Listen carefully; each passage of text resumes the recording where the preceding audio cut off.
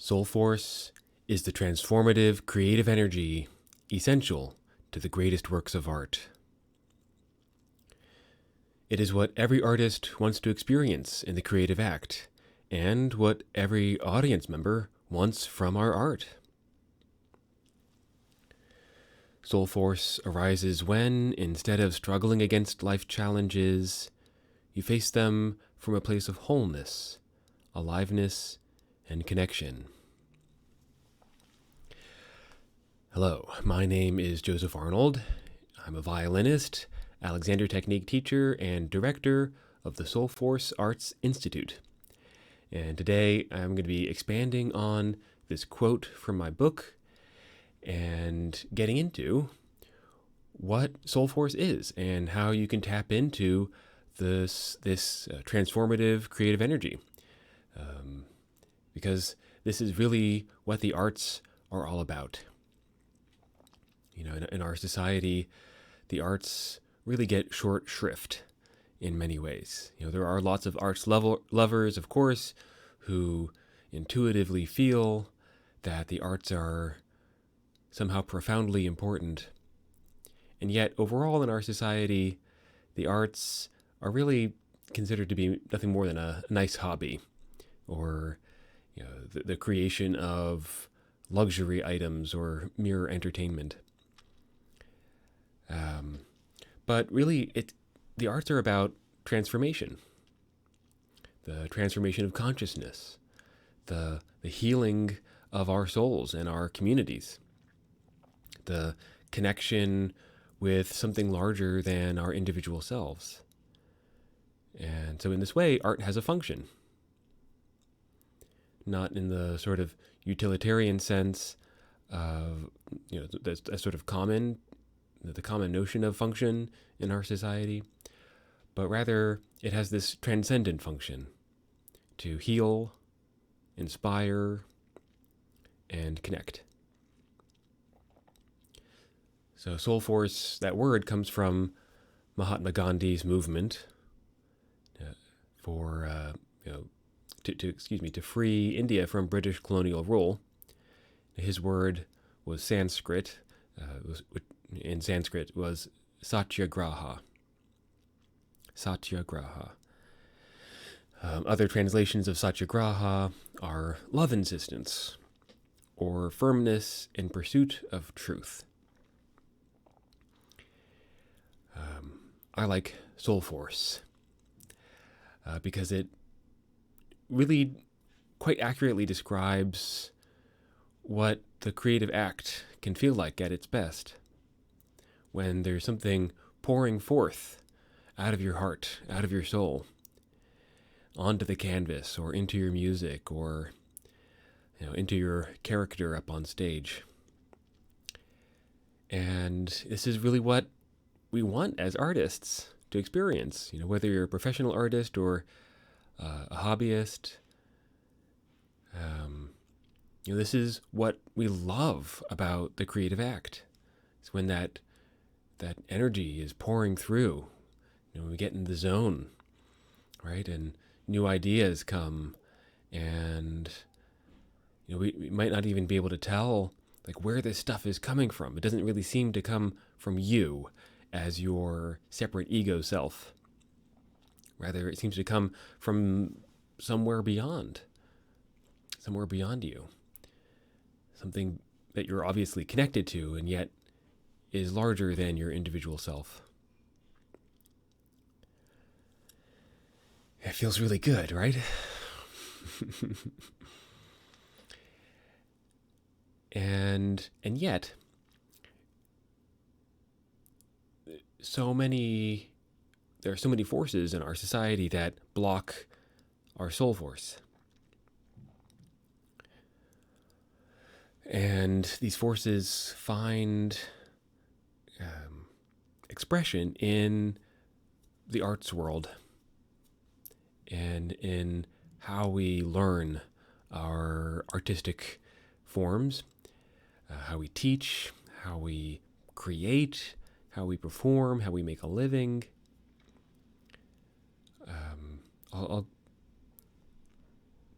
Maybe I'll just tell a story about this.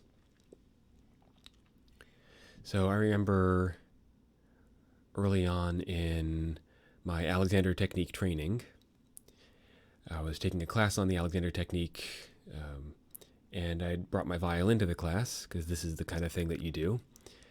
The Alexander Technique is a method of learning how to use your body with less tension and more fluidity and ease. And boy, did I need that at the time. I was very tight in my body, and it got to the point where I had repetitive strain injuries in my arms from playing violin with all this tension,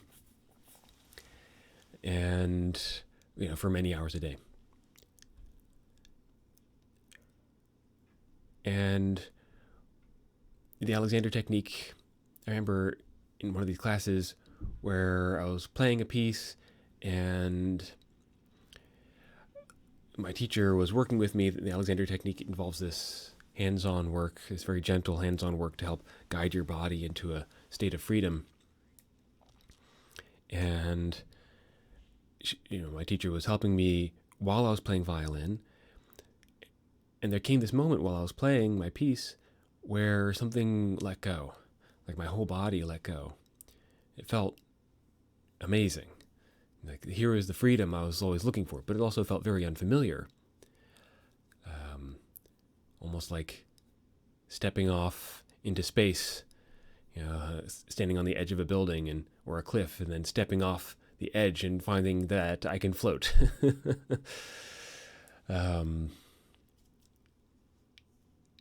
It was very unfamiliar, and yet it was exactly what I wanted. And my teacher said, "Oh, your music really expanded and sounded much more expressive in that moment." And indeed it did, because what happened was in letting go of that tension, I was letting go. I was getting out of the way of my soul force. We'll put it that way. It's like that muscular tension was a kink in the hose of my soul force, which was already inside me. And it was just a matter of getting out of the way, allowing, letting go, and then whoosh, there was my soul force right there. Now, why was it kinked in the first place? Well, it was because our society, the way that we do things, is through force and control.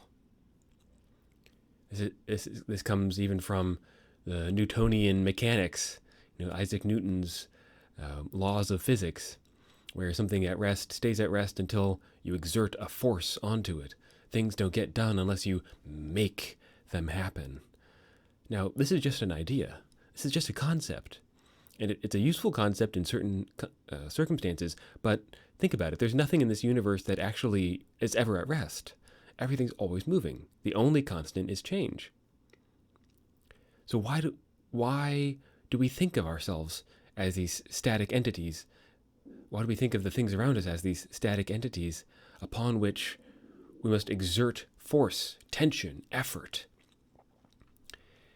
Of course, things aren't going to go well if that's our unconscious guiding principle of how to get things done.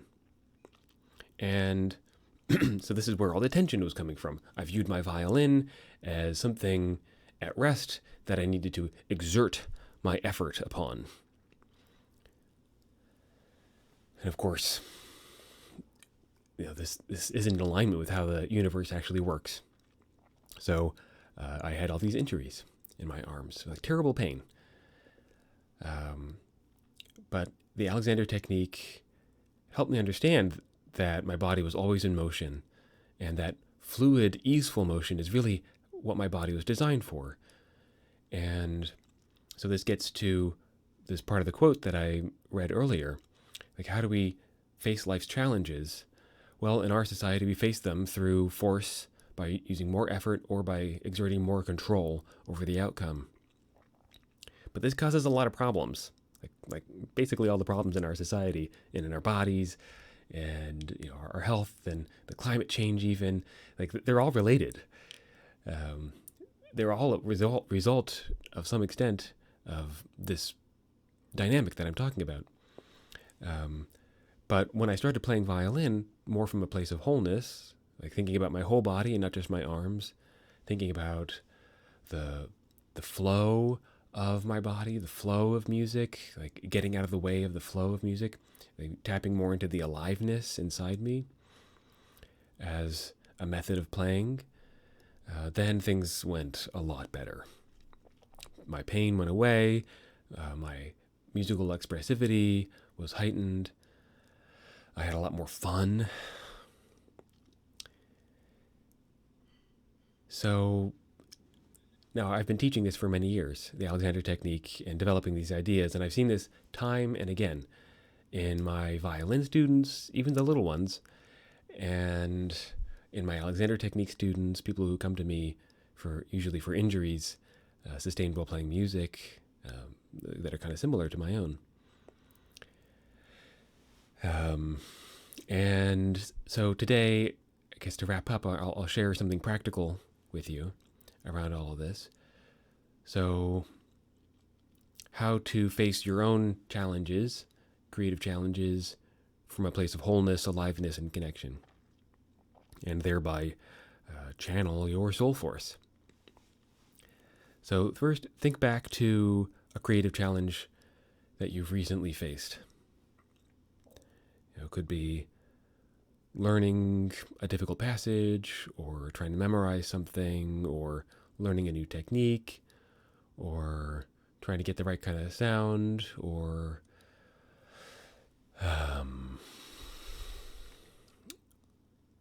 who knows what. Even like facing a creative plateau, writer's block, imposter syndrome, things like that. Notice what you did in order to address this. Was your approach more something from a place of force and control? Did you try to exert effort to change the situation? Did it feel like you were exerting your willpower over the situation, trying to make a change? Or was it more that you were able to allow something new? You were able to touch into a deeper truth, a deeper source of creativity? Or expand yourself in some way, letting your awareness expand, or you're getting more in touch with your the sensitive animal of your body, rather than some sort of mechanical thinking of your body as some sort of machine. So just notice the difference. Maybe it was a little bit of both, or maybe it was more of one or the other.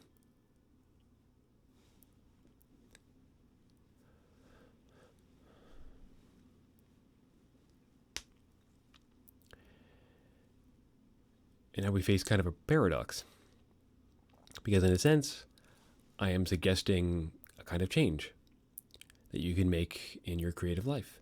And yet, it's a very particular kind of change. It's not a change through force and control. If you notice force and control happening in your life, you're not going to have less force and control by exerting more force and control.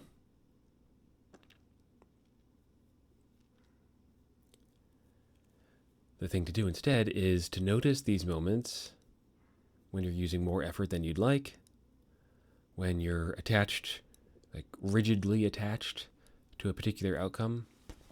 Of course, we want certain kinds of outcomes, but if you have a rigid, fearful, controlling attachment, then that itself is going to cause problems.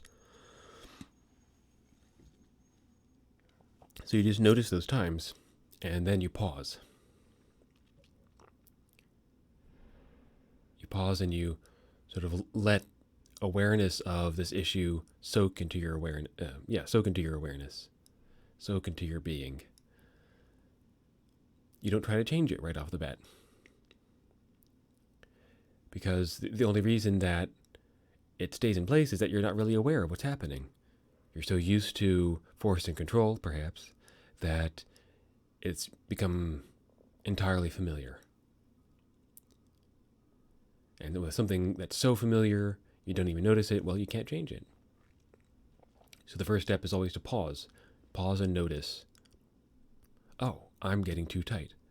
Oh, there's the imposter syndrome again. Oh, I kind of believe that if I don't get it right, then I'm a bad person. You can notice those kinds of beliefs. And that by itself will initiate the process of undoing all of it. Now, this does take a kind of work. It's a work of remembering. This is really what mindfulness means in the original term sati, the Sanskrit word for mindfulness, is to remember yourself again and again, not to get lost in your habits, these old habits of force and control, but to notice when they happen. Okay. So, I'd like to wrap things up here, but I'd really encourage you to try this and just see what happens as a result. You might be surprised, even though it might not feel like you're really doing anything. Oh, I'm just noticing the same old tension habit. It really will make a change.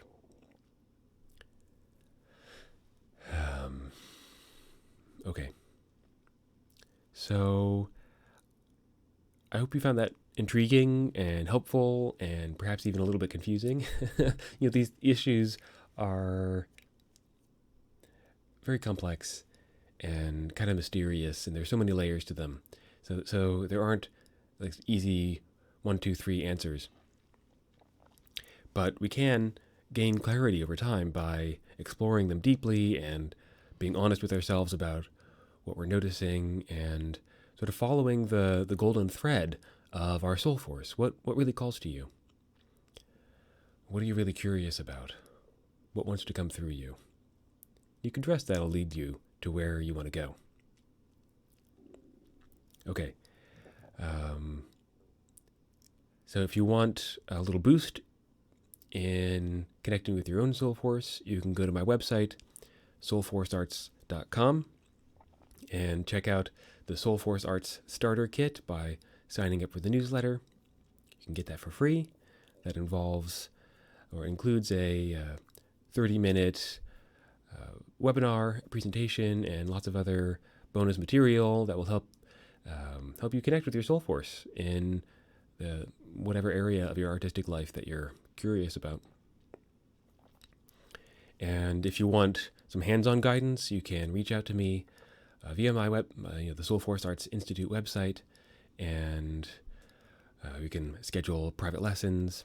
And very soon I'll be having an online community up, the Soulforce Arts community, which will involve a forum and an online learning platform where we can discover together what the arts from a more alive and whole kind of place really look like, how we can be of service to a world in need through our art. So all that's coming soon. So please do subscribe to this channel so we can stay connected, and you can find out about all those things as they come about. Okay, see you next time.